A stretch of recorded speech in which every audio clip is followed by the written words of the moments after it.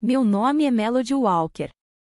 Cheguei ao casamento da minha irmã exatamente 15 minutos antes do início da cerimônia. Minha intenção era clara, pontual o suficiente para a boa educação, mas atrasada o bastante para evitar exposições prolongadas. Entrei sozinha. Houve uma breve, quase imperceptível, interrupção nos risos perto da mesa de presentes assim que a porta se abriu. Durou talvez meio segundo, mas eu percebi. Aquele suspiro contido que as pessoas dão antes de fingir que não estavam falando sobre você. Logo em seguida, os sussurros começaram. Aquela deve ser a irmã mais velha. Ela veio sozinha? E a risada que se seguiu. Não me surpreendeu. Os olhares não me incomodavam mais, eu já estava acostumada a ser o nome esquecido, a cadeira nunca reservada. Minha família há muito tempo havia deixado claro que eu era apenas um item a ser riscado da lista, não alguém que eles realmente quisessem por perto. O que eles não notaram foi o senhor mais velho sentado próximo à frente. Ele conversava discretamente com um grupo perto do altar, mas parou no meio da frase e se virou quando entrei. Ele estreitou os olhos por um instante a mais do que o necessário, como se tentasse encaixar um rosto a uma manchete. Então, com a mesma rapidez, recostou-se, sua expressão ilegível.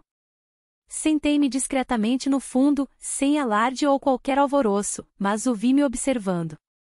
E aquilo, eu sabia, mudaria tudo. Saí de casa na semana seguinte à minha formatura e, honestamente, nunca olhei para trás. Meus pais diziam estar orgulhosos, mas havia uma pausa perceptível antes da palavra orgulhosa sair, como se tivessem que se lembrar de dizê-la. Minha irmã, Clara, 4 anos mais nova, estava ao lado deles no dia da minha partida para a faculdade, vestindo um moletom oversized e exibindo um sorriso um pouco atrasado.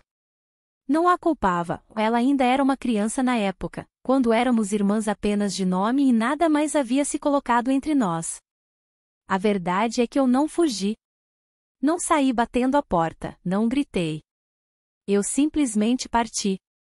Tinha uma bolsa de estudos, uma passagem de trem e a silenciosa compreensão de que, se eu não criasse meu próprio espaço em outro lugar, não haveria lugar para mim em lugar nenhum. Enquanto Clara permaneceu por perto, eu me afastei cada vez mais, de cidade em cidade, de contrato em contrato. Eu não postava muito, não voltava nos feriados. No início, pensei que me procurariam, perguntariam sobre meu trabalho, onde eu morava, quem eu tinha me tornado. Mas eles não o fizeram, nenhuma vez. E em algum ponto, entre um aniversário ignorado e um ano novo esquecido, parei de esperar que perguntassem. Profissionalmente, encontrei um tipo peculiar de sucesso, não o tipo que vira manchete, mas o tipo que envolve acordos de confidencialidade. Eu atuava nos bastidores como estrategista de reestruturação. Empresas em queda livre me contratavam quando queriam evitar que seu declínio virasse notícia. Eu era o nome que ninguém conhecia, mas que todos seguiam quando os números ficavam no vermelho. Isso me convinha. Há uma certa segurança em ser invisível. Permite que você transite pelos ambientes sem expectativas, que as pessoas o subestimem facilmente. Existe poder nisso, se você souber como usá-lo. Não usei com minha família, não por muito tempo.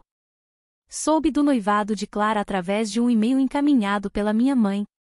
Sem assunto, sem mensagem, apenas um anúncio estilo panfleto, fonte dourada, florais em tons pastel e as 2 famílias listadas em detalhes, exceto a minha. Não dizia Melody Walker, apenas irmã da noiva, presente. Sem acompanhante, sem qualquer menção além de um papel que eu nem sequer havia aceitado. Respondi com uma única palavra, recebido. Não fiz perguntas, não enviei presente. Esperei. Quando o convite formal chegou, com 2 semanas de atraso e amassado na borda, notei que haviam me listado novamente. Desta vez, sob família estendida, com assentos no fundo e sem convite para o ensaio. Nem sequer um cartão de RSVP, apenas um código QR com a frase, por favor, sejam compreensivos, é um momento agitado. Eu não me senti magoada, não me surpreendi. Eles já tinham deixado claro que eu não fazia parte do espetáculo, apenas um móvel de fundo, útil apenas se eu me sentasse e ficasse em silêncio. No entanto, eu aceitei o convite, pois o avô da noiva, William Parker, era um nome que eu reconhecia. Ele era um dos poucos homens que, ao olhar para um orçamento que eu havia reorganizado, perguntou: quem fez isso? Isso havia sido há 5 anos e, a julgar pelo olhar que ele me deu quando entrei hoje, ele não havia esquecido. O jantar de ensaio veio e se foi sem que sequer um sussurro fosse direcionado a mim. Claro, vi as fotos no Instagram de Clara, uma longa mesa iluminada por luzes de fada, risadas capturadas em pleno movimento, taças de vinho erguidas em brindes cuidadosamente posados.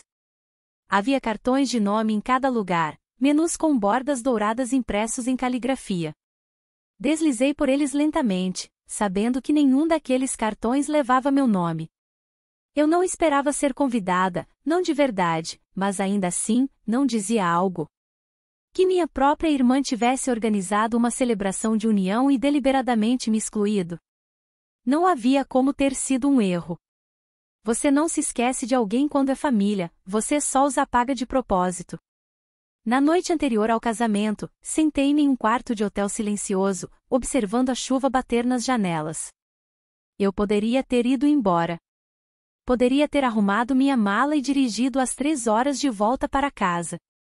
Ninguém teria ligado para perguntar por que eu havia partido, ninguém teria notado. Mas eu fiquei. Não porque precisasse estar lá, mas porque queria que eles vissem que eu não precisava ser vista.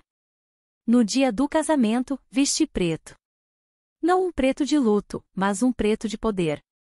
Um vestido sob medida, decote discreto, mangas até o punho, saltos que não se desculpavam por ecoar no mármore polido. Prendi o cabelo em um coque baixo, limpo e definido. Sem joias, sem adornos. Apenas minha presença. Ao chegar, o manobrista hesitou, olhando atrás de mim como se esperasse que outra pessoa saísse do carro. Só eu, disse com um sorriso suave. Ele piscou, acenou, visivelmente confuso. O local era uma daquelas propriedades suburbanas ostentosas, colunas brancas demais, fontes barulhentas demais, um salão de baile com um leve cheiro de rosas e de gente rica tentando disfarçar seu esforço. O espaço da recepção já estava pela metade quando entrei. Algumas cabeças se viraram, não por reconhecimento, mas por uma leve curiosidade. Eu não me parecia com o resto deles. Não vestia alegria ou orgulho familiar. Vestia a distância. Na beirada da sala, estava Clara, rindo de algo que seus novos sogros disseram. Seu vestido cintilava sob as luzes, uma criação de grife dramática, com detalhes de mais e significado de menos. Ela lançou um olhar na minha direção, fez contato visual por meio segundo, depois desviou o olhar sem um aceno, como se eu fosse a convidada de um convidado, uma estranha que viera por obrigação, não por laços de sangue. Não havia ninguém para me cumprimentar, nenhum recepcionista para me mostrar meu lugar. Encontrei meu nome, soletrado incorretamente, é claro, em uma mesa lateral perto da entrada da cozinha, e a cadeira estava vazia. Não apenas naquele momento, sempre esteve. Sentei-me, cruzei as pernas e olhei para o palco. William Parker estava perto do arco floral, conversando com o que parecia ser seu neto mais velho. Ele parecia menor do que eu lembrava, mais magro, um pouco curvado, mas seus olhos ainda carregavam uma certa autoridade. Ele ainda não me havia notado, mas quando fizesse, não seria com surpresa, não desta vez. A mesa que me atribuíram ficava na extremidade da sala, onde a iluminação era mais fraca e as flores escassas. Não exatamente perto dos banheiros, mas perto o suficiente para que os garçons passassem regularmente com bandejas de espetinhos de camarão e coquetéis doces, cuidando para não fazer contato visual. Sentei-me sozinha por alguns minutos antes que um trio de convidados se juntasse a mim, 2 mulheres em chales pastel combinando e um homem com a testa queimada de sol que parecia entediado antes mesmo de se sentar. Eles não me cumprimentaram.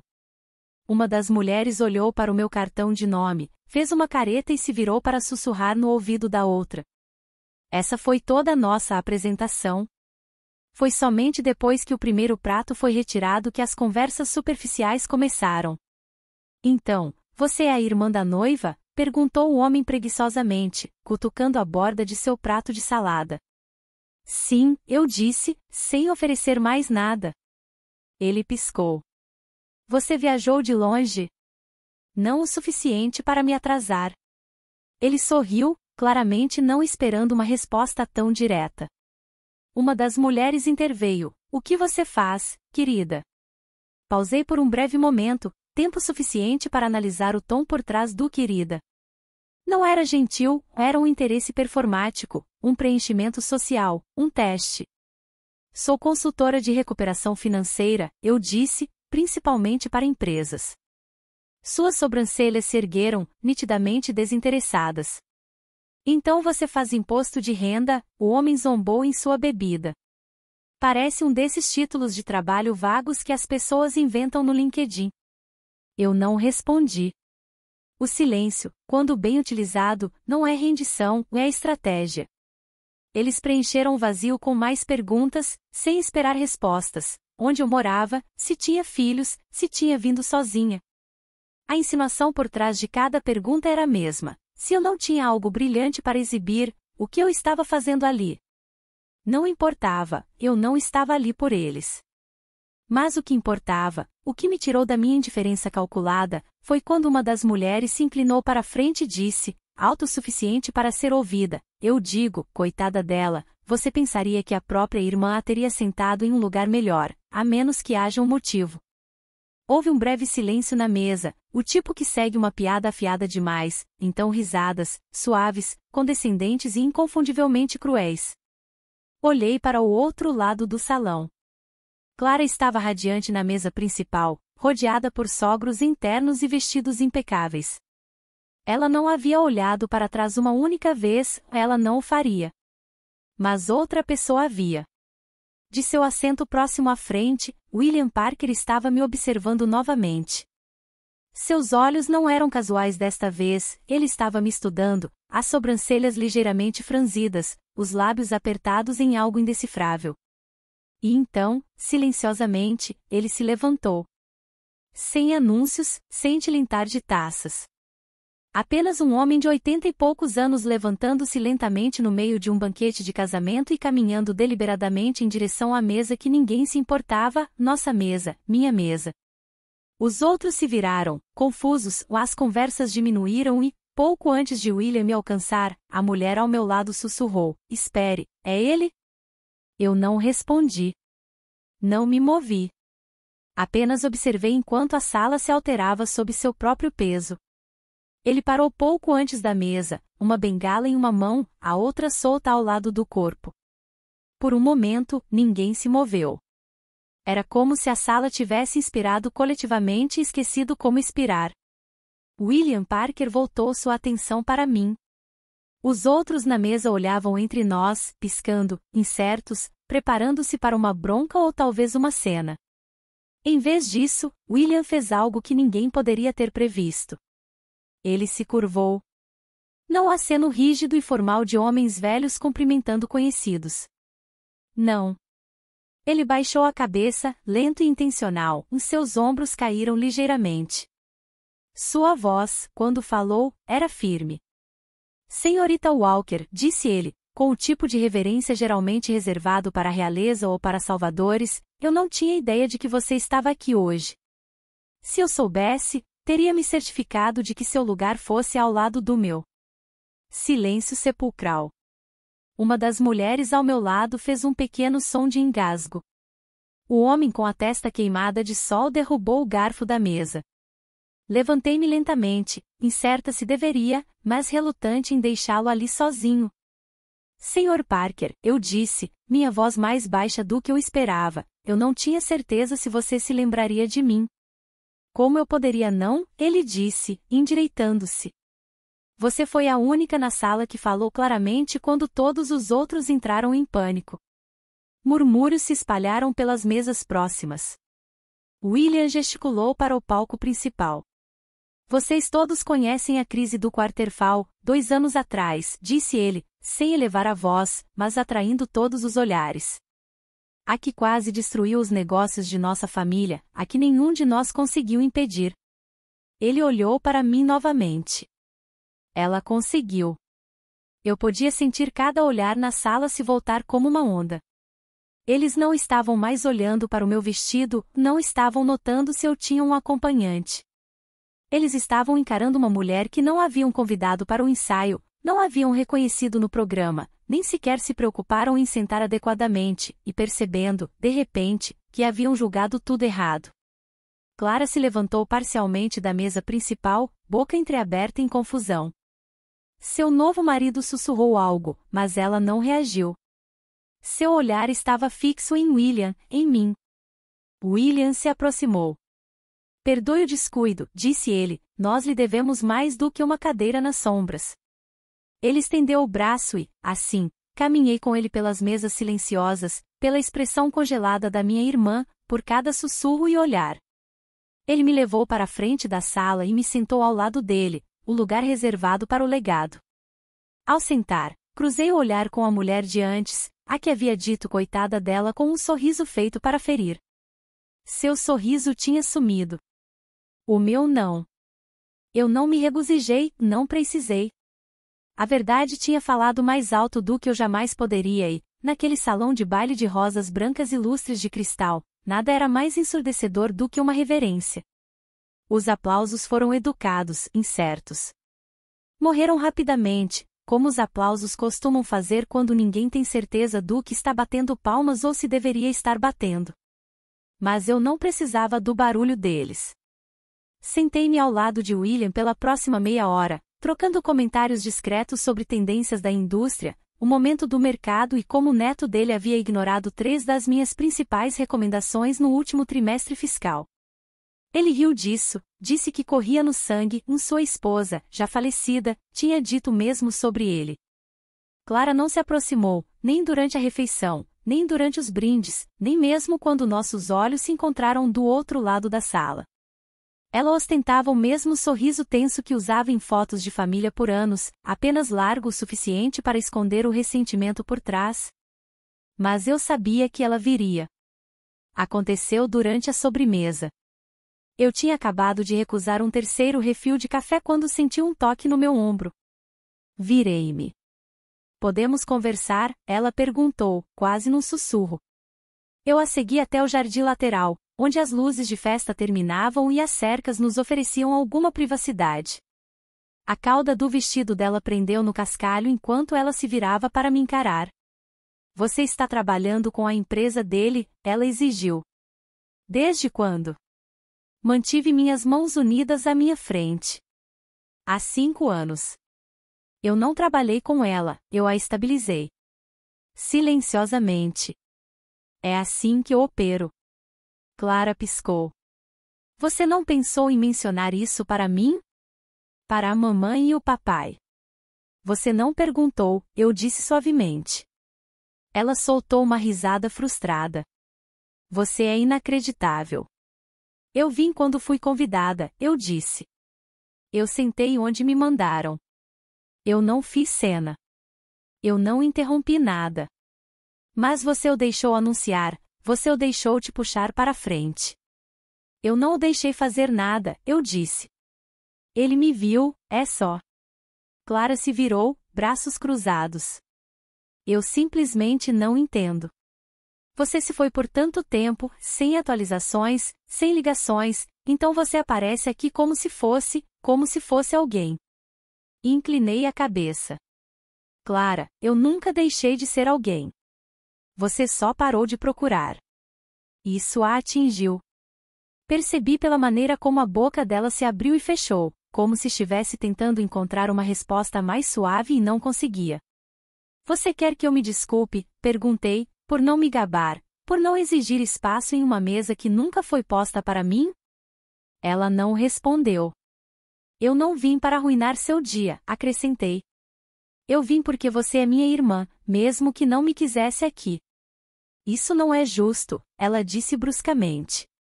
Não, mas é verdade. Permanecemos em silêncio. O vento moveu as bordas de seu véu. À distância, alguém fazia um brinde, risadas fracas, tilintar de copos. O casamento seguia sem nós. Você realmente acha que eu não me importei? Ela finalmente disse. Que eu simplesmente te apaguei. Você apagou a versão de mim que não se encaixava na narrativa, eu respondi. A quieta, a sem graça, a que não buscava atenção. Era mais fácil me encaixotar e me rotular como esquecível do que admitir que você não sabia quem eu havia me tornado. Os olhos de Clara brilharam, não exatamente lágrimas, nem vergonha, algo entre os dois. Eu não estava tentando te ofuscar, eu disse, agora mais suavemente.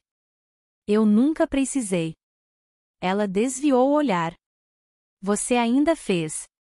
Eu assenti uma vez. Talvez da próxima vez, sente sua irmã como se soubesse do que ela é capaz. E com isso, me virei e voltei para dentro. Sem alarde, sem discurso de vingança, sem saída cinematográfica. Apenas passos dados em saltos que não vacilaram, em um silêncio que não parecia mais pesado, porque eu sabia quem eu era agora. E desta vez, eles também sabiam. Não me demorei. A recepção continuou sem mim, mais barulhenta, mais brilhante, mais caótica do que antes. Os brindes viraram dança, a dança virou conversa fiada, e eu saí sem que ninguém notasse, nem mesmo Clara. Mas eu não saí despercebida. William me encontrou perto das portas da frente, uma mão no pilar de mármore para se firmar. Você me lembra minha esposa, ele disse baixinho. Ela nunca levantava a voz, mas quando fazia, toda a sala mudava. Eu assenti. Isso não é um legado tão ruim para se deixar. Ele sorriu. Você ainda está no seu. Lá fora, a noite estava mais fresca do que o esperado. Um manobrista correu com minha passagem enquanto eu ficava perto da calçada, exalando lentamente pela primeira vez naquele dia. Senti o peso deixar meus ombros. Então, uma voz atrás de mim, senhorita Walker. Virei-me. Um jovem membro da equipe, recém-formado, olhava para mim como se não tivesse certeza se deveria estar falando. Eu só queria dizer, eu li seu trabalho de caso. A reestruturação da Parker. Estudamos isso na minha aula de ética empresarial. Eu nunca soube quem você era até hoje à noite. Ofereci um sorriso. E agora você sabe. Ele hesitou. A maioria das pessoas naquela sala ainda não sabe. Elas não precisam, eu respondi. Eu não vim por elas. Eu vim porque, às vezes, a presença é mais barulhenta do que a performance. Porque, às vezes, a melhor vingança não é a correção, é a continuidade. Eu não interrompi a história que eles contaram sobre mim, e eu simplesmente vivi uma melhor. Eles tentaram me esquecer. Eles riram quando eu entrei sozinha e, no final, me viram partir com meu nome intacto, meu valor inquestionável e meu silêncio soando mais alto que aplausos. Obrigada por ouvir a história de Melody.